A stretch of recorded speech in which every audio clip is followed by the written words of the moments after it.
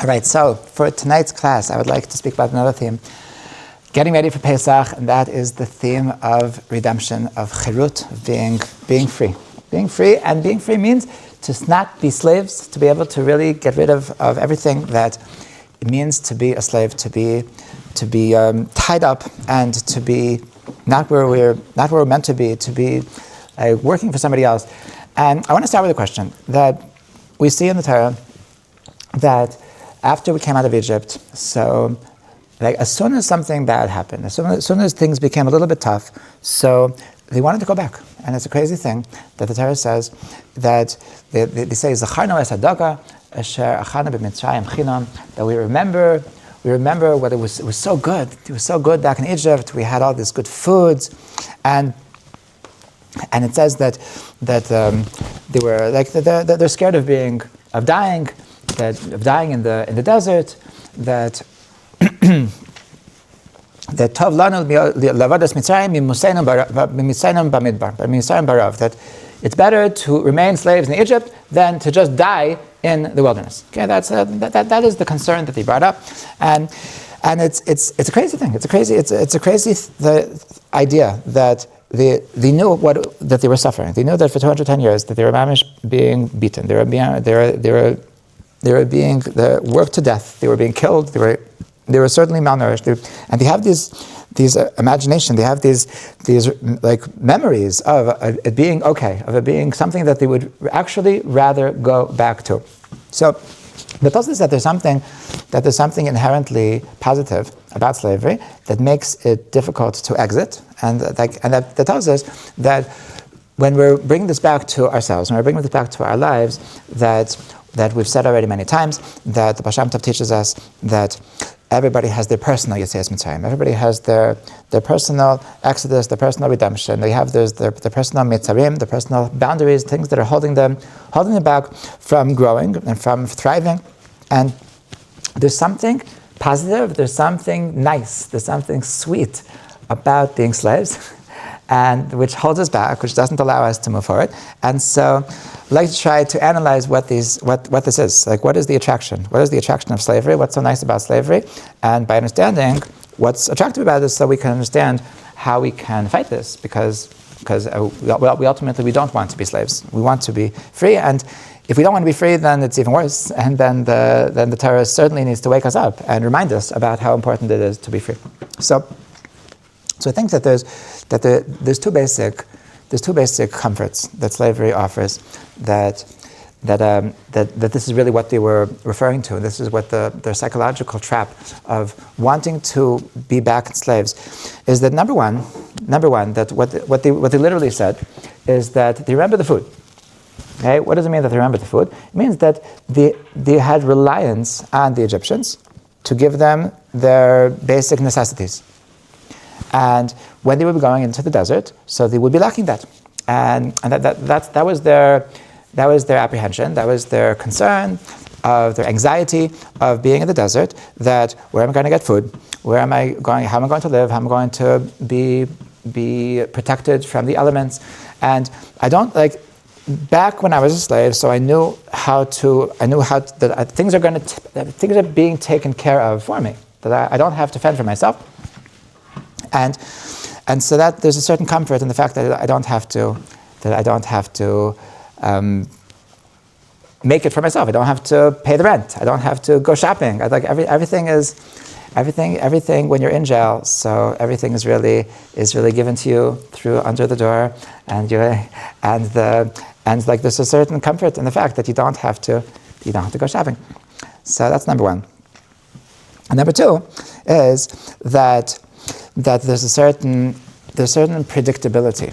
Okay? That the fact that when you're a slave, so it's not just you don't have to take care of your physical needs, you also don't have to take care of any moral needs. You don't have to take care of any decision making, and that really your life is dictated for you, and that your captors, the person who's enslaving you, is dictating how your life is going to be, what your schedule is going to be, and what are there is no decision making. So you don't need to think for yourself, and this itself is a comfort, because if you don't have to think for yourself, then you're also not held accountable. And it's so sweet. They're like, it's like, why'd you do that? And you say, I'm sorry, I was a slave. And that works. That works because you actually didn't make any decisions. You couldn't make any decisions, and you have no accountability. You have no responsibility. And this is the crazy thing, that it's so comfortable. It's so comfortable not to have responsibility, and that there's something that they found sweet about the fact that they were able to look back and say, that no decision that we made could really be used against us. And that was something that they were attracted to. That was something that they missed. They didn't appreciate the fact that now they have actual responsibility. So there's a famous pasuk that Hashem says to the Navi Yirmiyahu, that Ka'amar Hashem zacharti la chesed nurayach avas kulusayach. That Hashem says that I remember the chesed, the kindness you did to me when you were young, meaning as a nation, when you were a fresh nation, you did me such a kindness. The avas kulusayach, that you loved me so completely. Lechtech acharei b'midbar be'eretz lo yizruah, that you walked after me in the midbar, in the land that was not not planted. There was nothing there, and you trusted me. Like Hashem is referring to the act of leaving Mitzrayim was an act of trusting Hashem and going into the unknown. Okay, meaning that the second point of it's really both points. It's really that Eretz Lo Zerua literally means that it's not planted, meaning that there's no food. On the one hand, so they're going into a place, they're going to a situation that they don't know where their meals are going to come from. And number two, and metaphorically, that it's a Lo Zerua, meaning it's the unknown. It's the uncharted lands. And until now, so you knew what your day was going to be, you knew what your life was going to be, and there's certain comfort in not needing to think, not needing to make your own decisions. And Eretz Lo Zerua metaphorically means that you're going into uncharted lands, and you're going to need to call the shots. You need to decide where your life is going to go. So in a certain sense, this is really the essence of what Egypt is all about. That Mitzrayim. So we've said this before, that the word Mitzrayim comes from the word Meitzarim. Meitzar is a construction, and it's a boundary. And so basically when we were in Egypt, so this is an expression, the word Mitzrayim is an expression of the fact that everything was really set for us, and there was no need to get out of the box, to think out of the box. There's a box which is giving us comfort. There's the box which is giving us stability. There's a box which is giving us belonging. There's a box which is giving us meaning. Everything is taken care of. So we're in this negative star hotel, but at least we have a hotel. At least we have a box, and there's no need to think out of the box. So there's a certain comfort in the fact that when you're a slave, so you can't be wrong, you can't be blamed, and once you're free, so then there's the possibility of failure, and there's the possibility of regret. There's the accountability, okay? And that's something that we appreciated, the fact that we were able to avoid this.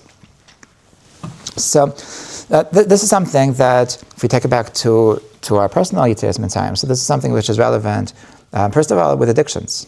That a person that has an addiction to get through some kind of issue, so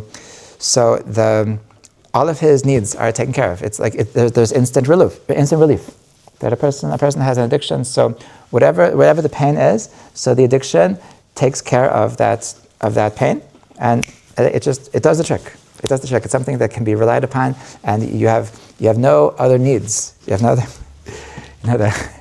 There's a joke about this guy in Russia that he was a huge alcoholic, and he was telling, like, I don't remember exactly how it goes, but there's that, but how they were trying to explain to him how wonderful it is to be sober, and like how you can get a job, and how wouldn't it be nice if you can be able to buy a nice apartment for yourself, and he looks at him and says, you don't understand. When I'm drunk, the entire St. Petersburg is mine. I'm the king. I have everything. There's nothing. There's that. You're telling me if I'm sober, I can get a little apartment that I get.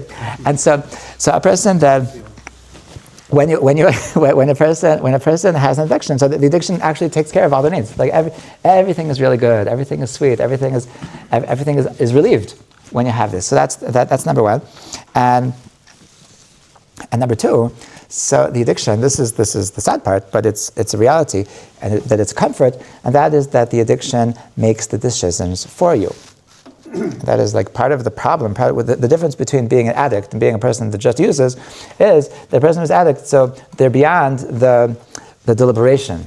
That it's when a person is an addict. So it's I have a pain, I take my go-to thing, okay? And that is the problem. That there is no decision-making process. And so I have this comfort that everything is there, and so the person that it gets even worse, that he identifies as an addict, and once he identifies as an addict, so then he says, yeah, that's just the way I am. And I remember I know this guy that I hope he's better by now, but he was telling me that he's an alcoholic, and so therefore he has this I don't know, lawyer or financial advisor or something that he makes this, he's not allowed to make his own decisions for his finances without this guy, and he was he's telling me that he's filling up a second full cup of whiskey, and so I'm an alcoholic, so that's just the way I am, and once a person identifies as such, so then it's it in a certain sense he no longer takes responsibility for the decisions, because it's just my identity, it's just who I am, and they no longer feel that there's any process. So it's true when it comes to addictions, but the truth is that it's relevant to many other areas of our life as well. That this is true. This is true when a person can be enslaved in a toxic relationship. A person could be in a certain relationship that is not serving them, a certain relationship that is painful, that is really they're suffering, and they would be much better situation if they would leave the relationship, and yet they don't have the guts to leave. Why don't they have the guts to leave? Because financial support, because they have belonging, because everything is taken care of. The fact that the unknown of having to start a new life is so scary to them that they would rather the suffering of the known than having to open up to the unknown, and that it's simply painful for them. The same is true.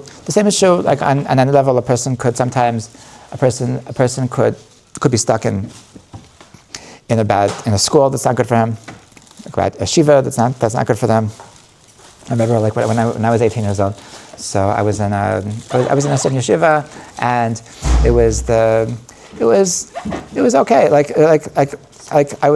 I had good friends, and I thought I was enjoying myself, and my rabbi from 12th grade came to Israel to recruit, and so he was asking me so how's it going, and so he said, good, Baruch Hashem. So he says how's the classes, how's the shir?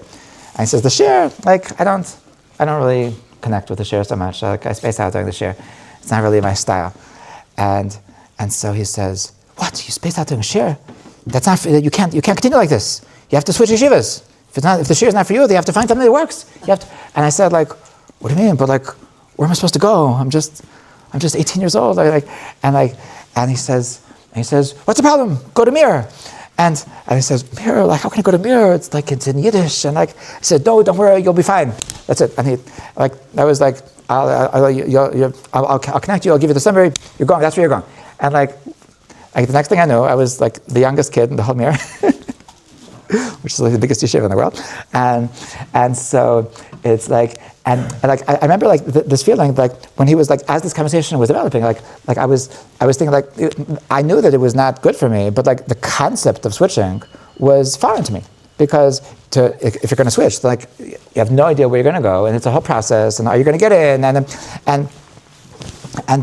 how you're going to deal with it, how you're going to acclimate to the society there, are you going to understand the share there, maybe it won't even be better, and there's so many fears, there's so many thoughts that you can that you can poison yourself with, and to just like to stay in a bad situation. And the same is, of course, the same is true with careers. The same is true with any situation the person's in. The person is suffering in a certain situation, and like just like there's the comfort, the fact that I don't have to deal with the emotional burden of having to make it, having to prove myself, having to reacclimate, having to deal with the unknown. So that it's such a comfort to not have to deal with the unknown that I'd rather suffer, which is obviously a sickness.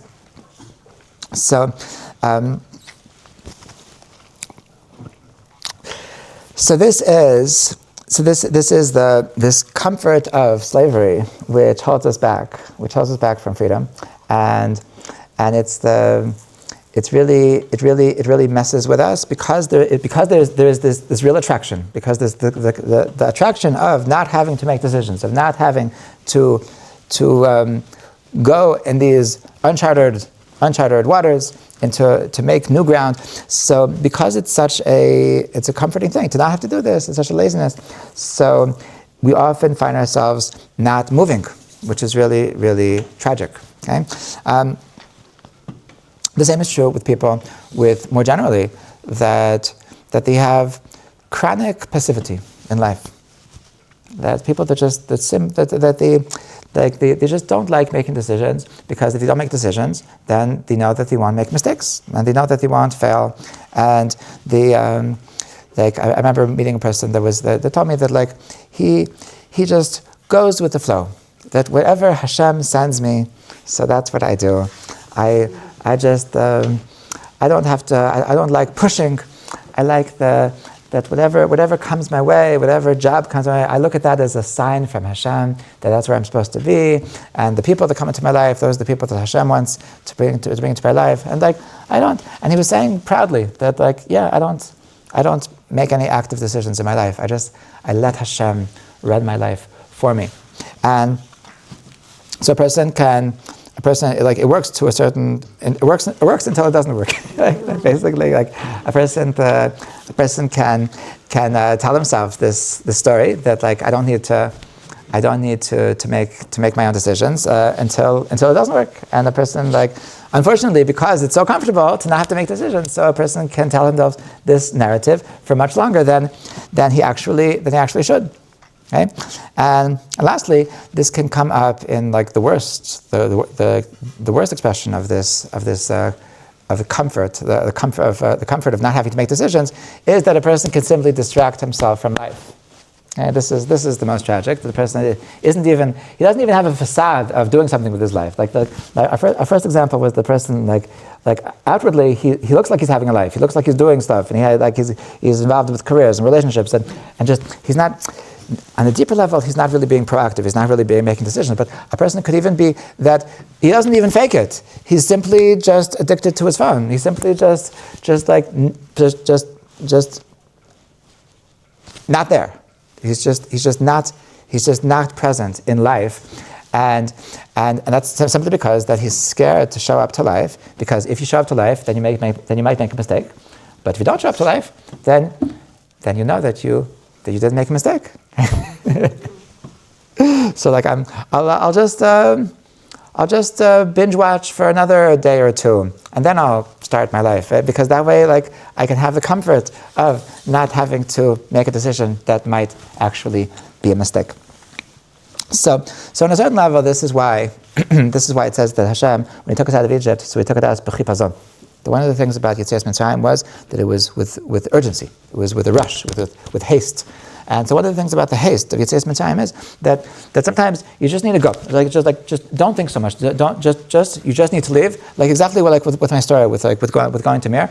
That if I would have thought about it, that apparently my Rosh Yeshiva at the time, he told somebody that he's committing suicide. It's the worst decision of his life, and. On him. So if you're going to think too much,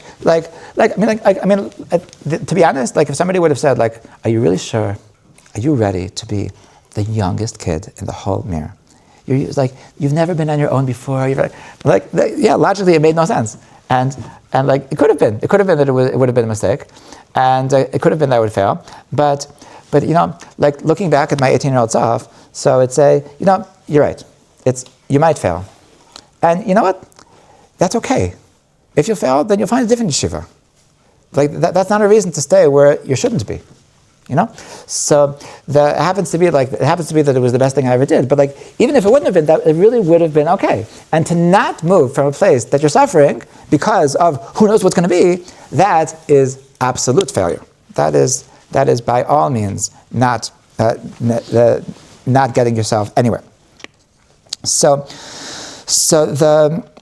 really, this exodus of Egypt, of going to the unknown. So in a certain sense, this is what it means to grow up. And this is something that the Arizal teaches, that it says that Yetzias Mitzrayim is a sense of a birth. It's considered, Kabbalistically, so Yetzias Mitzrayim is considered a birth, that when we were in Egypt, so we were considered in our mother's womb, and and not only that, but it says that the Exodus is the moving from katnut to gadlut.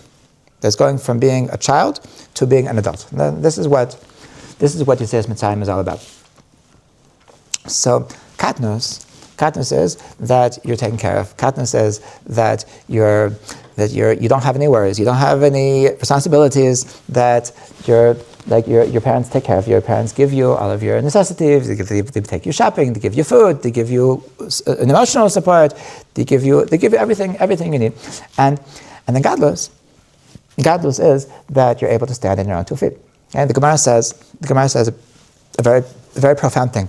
In Kiddushin, it says Gadol hasamech al shulchan aviv katanu.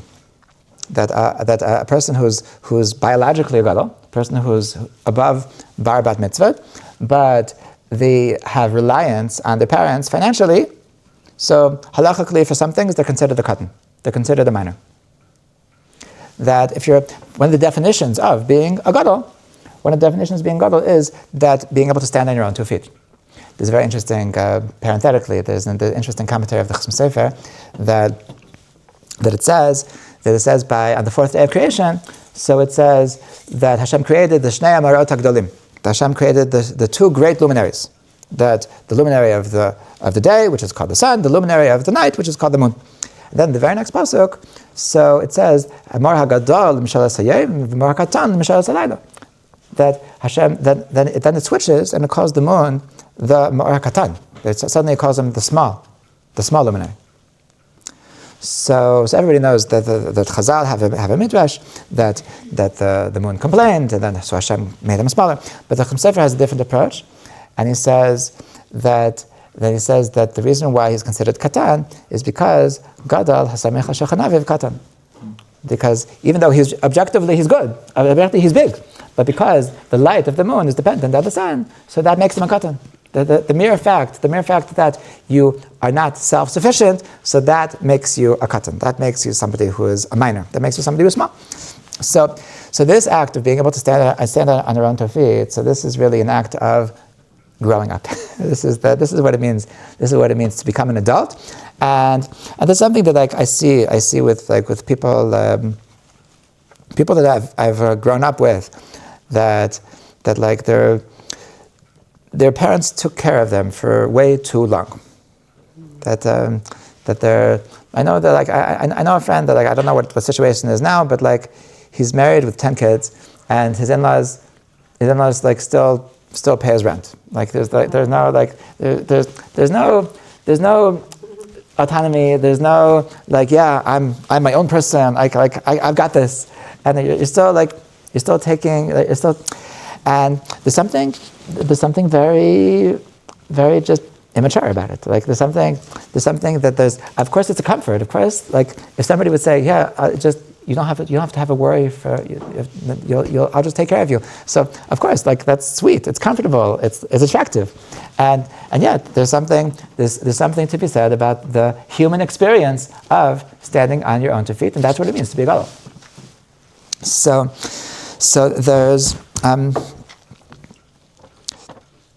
there's something that this is really connected to Pesach specifically because there's a process in the growth that we've spoken about before,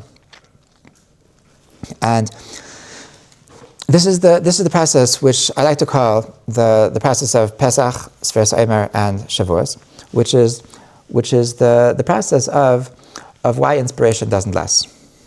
Okay, and this is a teaching that I learned doesn't last. Okay? And it's something that I read for the first time many years ago from a book from Rabbi Kiva Tatz, that it's called Living Inspired, and that's the name of this chapter is where he explained is why inspiration doesn't last, is where he talks about this, and he says that there's a certain reality that at the beginning, so Hashem inspires a person, and then at some point, so then the inspiration fades away. Okay? This is what's called Baal Tshuva syndrome. That like a person gets all excited, and then they're just like a fiery Baal Tshuva, and they're just like very, very, very, very gung ho about everything. And then like a couple of years later, like between usually I think statistically it's 5 to 8 years later. So then they say like, hey, this isn't so exciting anymore. Like maybe it was just a phase. Maybe it was just maybe it's time for a different religion. Maybe it's time for something new. And he knows that it's the exact same thing with relationships. That the way the relationships work is that people fall in love, and it doesn't really make sense that you should fall in love. It just happens to them. It's just like fall. Like whoop, it's like you're not in control. It's just like you're attracted to somebody, and like it just seems right, and you feel like the connection just takes you more than you're taking it, and that's great. That's wonderful. And then what happens? I don't know if I should say this in front of newly married people, but then you wake up one day, and usually it's like around a year to 2 years later, and you say, "Oh my gosh, what have I done?" And so this is like I take this as a proof that Hashem is stronger than boys, because when you fall in love with a guy, so it lasts 1 to 2 years, girls too. Like if you fall in love with a boy or girl, so it lasts for 1 to 2 years, but Hashem lasts for 5 to 8 years. So so then you say like, oh my gosh, what have I done? And so what do you do then? So that's the drop that happened from Pesach to Sferas Eimer. That Pesach, so Hashem, so he came to us with miracles and wonders and the 10 plagues and everything was awesome. And then he drops it in the desert, and then like suddenly like whoa, I don't see Hashem. And like maybe this was a mistake. Maybe we should go back. And so like they stop feeling this like connection that they didn't work for. They stop feeling this infatuation, and they say like, hey, like what now? And so what's actually Sferas Eimer all about? Sferas Eimer is actually that Hashem knows that as long as you're just falling in love, as long as it's just happening to you, so then it can't be meaningful. So he needs to step back. He needs to allow you to work for it and build it yourself, to be able to look back to what was, to look back to that inspiration that you didn't work for, and try to do something that's going to actually make it part of who you are. And the same thing with the relationship, that after you remember that how good the relationship can be and should be, and so to actually work on bringing each other close to each other, to making that love, making that emotion present from an active decision, not from a passive decision. So, and once you work on it, then you come to the synthesis, then you come to the end of the story, which is Shavuos, which is when after you've worked on the relationship in a real way, so then it's actually something that you own. Then it's something that is sustainable. That is something that's actually going to be eternal. So this is the cycle. This is the cycle of Pesach, Sferas Eimer, and Shavuos. That the first spark is something that doesn't make sense. The first something it just comes down. And then the spark stops, and then you're frightened, and then you're nervous, and you're like, what now? And you feel like you're in the desert, and you feel like I have no idea what's going to be, and so that's the moment that you have to catch yourself, and you have to start like reminding yourself like where I'm going, what I want from life, and how I can build myself towards that. And then after hard work for 49 days, so that is how you build yourself back to that same place, but from a real place, from a place that's actually going to be sustainable. That's Shavuos, and that is the ultimate level of Shalom Bayis. So in this second stage, so it's like we look at Hashem and like he's like, Hashem, why'd you do that? Like why'd you let go? Like I loved having you around. Like it's so wrong of you to leave me, to let me be on my own, to feel so abandoned. And so what would Hashem answer if you would confront him? So of course he would say that, of course I love you, of course I care about you, and I know that this is the only way that you're going to be able to stand on your own 2 feet.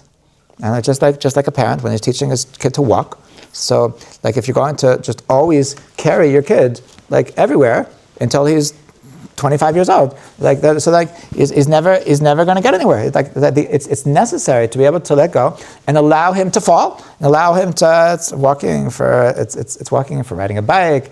It's for making decisions. It's for driving cars. It's for every decision in life. A parent is going to be overprotective, so then the kid is never going to get anywhere. The kid is going to remain a child and be stuck. Be literally paralyzed in this miniature version of himself, never able to escape from the cocoon of this overprotectiveness, and never going to make it in life to anything real.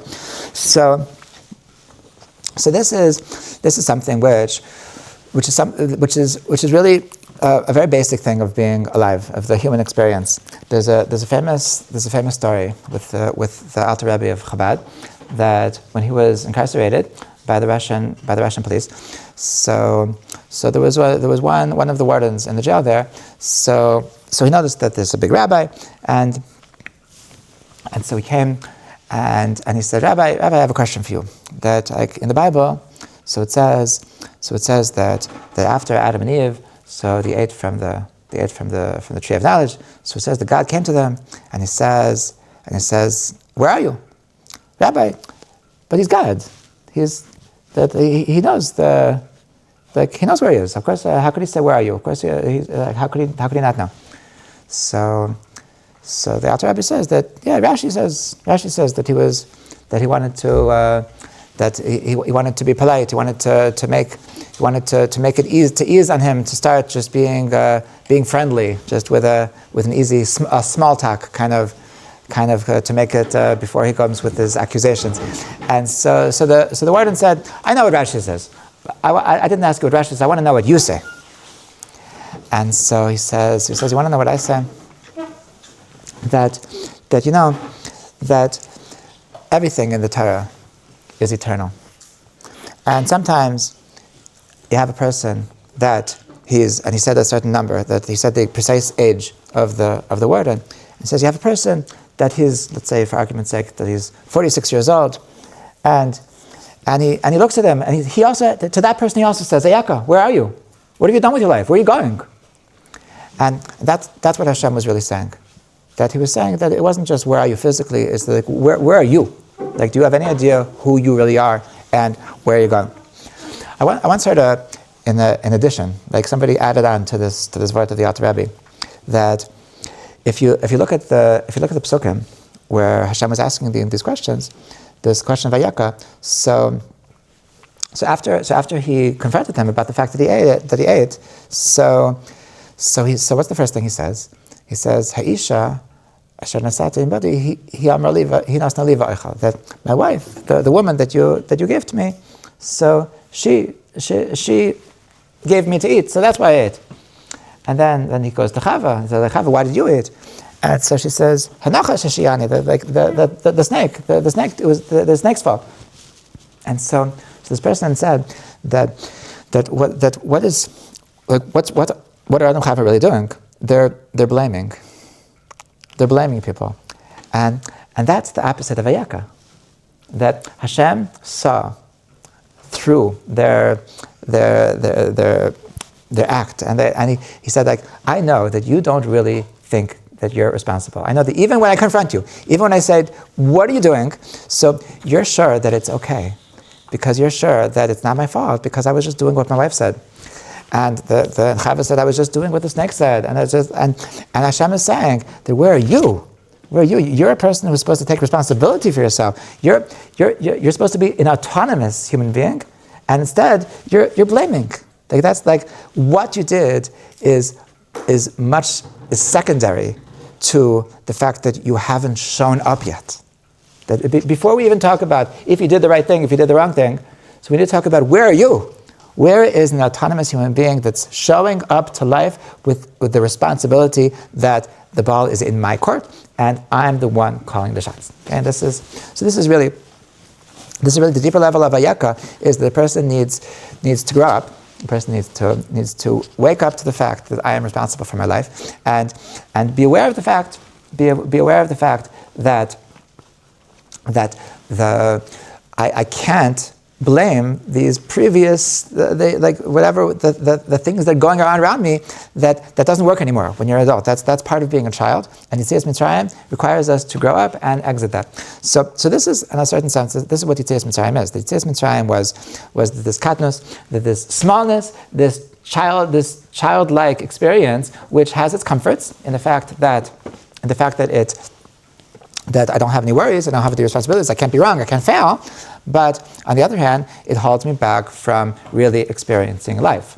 Okay? There's a metaphor that they say in the world of recovery that I think is relevant to this as well. That there was a guy that came to that he was in the jungle, and he was trying to survive, and then he comes to a river, and it's like very, very heavy, big waters, and he doesn't know how he could possibly survive. And so he realizes that if he's going to go by himself, he's not going to survive in the river. He needs to make himself a raft. So he makes this makeshift kind of raft. He puts together twigs, and he puts together vines, and he makes this big, big raft. And it looks like it's going to, like it can save him. And so it takes him a good amount of days, that he works very hard for 3 or 4 days to put together this big raft. And finally he has this raft, and finally he's able to go over, and sure enough, he goes into these rapids, and he's able to get to the other side, and like the raft saves him. And then when he gets to the other side, so he thinks to himself, I worked for 3 whole days on this raft, and like it's a shame to leave this behind. So like I should take it with me. Like to leave it behind would be like to take 3 whole days of my life and to throw it in the garbage. So I should take it around. And so, of course, it was very heavy, and so it was really annoying to take this big raft everywhere that he goes, and it slowed him down tremendously. Wasted a lot of his energy, and at some point, so he met somebody else in the jungle, and like he said, like, what's this? What are you taking with you? And he says, oh, this is a raft. He's like, well, why do you need a raft? You're in the middle of the jungle. So he said, oh, because there was these rapid waters, and like, you never know. Like maybe it'll be another rapid waters, and like, wouldn't it be a shame to have to waste another 3 days? And the guy looks at him and says, like, you're so dumb. Like this raft is holding you back. It's slowing you down. If you wouldn't have had this raft, you would have been out of the jungle already. And you're concerned about what's going to be next time. You'll figure something out next time. So this is a metaphor for addictions, that like a person has a rough time in life, and the reason why people go to addictions is because it actually takes care of the problem. It actually heals them. It actually doesn't heal them. But it relieves the pain, and it's a quick fix for the problem. And like they didn't have a better option, and that was what was available at the time, and so that did its trick, right? And so that's not the problem. The problem is why do you need to keep this raft with you for the rest of your life? Why do you need to keep on taking it? It's really slowing you down. It's really holding you back, and it's really not allowing you to flourish. Like it was good for that very, very specific time in your life. It was beautiful. It was mamish wonderful that you were able to get through that hard time because the pain was just unbearable. But now you're past that, and now you don't need to hold on to this raft, which is really slowing you down and really not allowing you to make it in life. So these are the chains of bondage that don't allow us to don't allow us to go. They don't allow us to get out. And this is really the question: that are we ready to be free? Are we ready to get out? You know, there's in the beginning of Shari Tshuva, so he has a metaphor on Tshuva. It's a metaphor that how what a horrible sin it is not to do Tshuva. And he says a metaphor that there was once a person that was in jail, and suddenly the doors opened, and he didn't go out. He didn't go out, and everybody ran away, and one guy, so he didn't run away, and so then the warden realized what happened, and he came back, and the warden said to him, "The door was open. Why didn't you leave?" And he starts beating him more. Okay, that's the metaphor in the Shari Tshuva. And so the Shari Tshuva means that it's a bad thing to you could have left. You could have left and you didn't leave. Like, what were you thinking? And so it's interesting. Like, I would have thought that the guy that didn't leave, he deserves a prize, right? So why is he should have been upset at the people that left. He shouldn't have been upset at the guy that stayed. And so I once heard a beautiful pshat from Rav Chaim Brim Zichron Livracha, that he said that the reason why the warden was upset at the guy is that why didn't you leave? You must think that this is a hotel. If you didn't leave, that means you like it here. If you like it here, if you don't realize that this is a cage, if you don't realize that this is a punishment, so then everything we're doing here is wasted. Everything we're doing here has failed, and that's even more upsetting, because at least the warden should have the satisfaction of I'm somehow what do they call in America? What do they call prisons? Like it's fixing you. Rehabilitation. Rehabilitation. This is supposed to be some kind of fixing you, and if you think this is a hotel, so then we're actually wasting taxpayers' money, and so this is the tragedy. This is the tragedy of being stuck. This is the tragedy of being stuck in the comforts of quick fixes. So the problem with this is that we don't realize that it's holding us back from real success. So what does it really take? What are the tools? What are the abilities that we need in order to be able to have the guts to leave? So we need to be able to deal with the unknown, to be able to make peace with the fact that we're not going to know what's going to be, and that's really okay, and to know that that's called life. To know that if we're going to just be stuck in having life dictated to us for our entire life, so it's comfortable, but it's worthless. If you want your life to be worth anything, so then you need to be a gadol, you need to be an adult. And an adult means that you're not just doing the way that the people before you dictated that this is what's supposed to be, but rather that you're doing this because this is your decision. This is what you stand for. And if you're going to actually do what you stand for, so then you're going to make mistakes, but at least your life is meaningful. Right? And if you're a person can mamish die without thinking once for himself, and it's really a waste of a life. It's really a shame. It's really Hashem mourns these people that they never even began living, and so there's something safe about just not getting into trouble and not making decisions, not thinking for myself, and not doing what I know is right and what I think is right, and not asking myself what do I actually think is right, but if I'm going to just live my life without these questions, so then what did I actually do? I was just a carbon copy of somebody else, and I didn't even begin life. So this is what it means Yetzias Mitzrayim. This is what it means that Yetzias Mitzrayim is not just growing up; it's actually a birth. It's through this recognizing our autonomy in life that we actually start existing, that we actually start being somebody that makes a difference, because there's suddenly that what I say actually makes a difference, actually matters.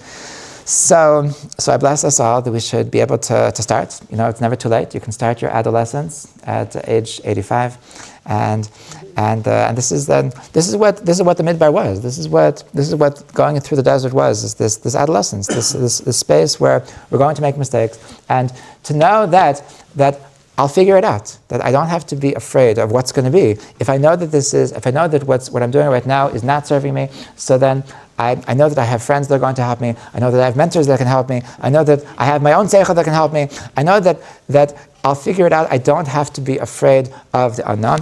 And so this is what it means to be free. This is what we're trying to accomplish at the Seder. This is where we're trying to really personify that Hashem. I'm here. Like I'm ready. I'm ready to serve you. I'm ready to serve you. That because I really want to.